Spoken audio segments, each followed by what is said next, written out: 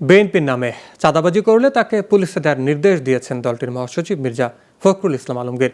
বেলা 12টার দিকে কুমিল্লার লালমাই উপজেলার ছোট শরীফপুর এলাকায় বন্যার্তদের মাঝে ত্রাণ বিতরণ করতে এসে সংক্ষিপ্ত সমাবেশে নির্দেশনা দেন তিনি।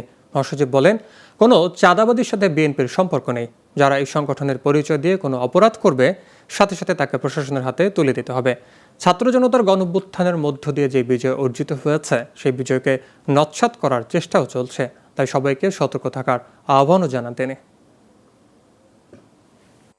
ছাত্র জনতার যে বিজয়, সেই বিজয়কে নস্যাৎ করার জন্য একটা মহল কাজ করছে সচেতন ভাবে।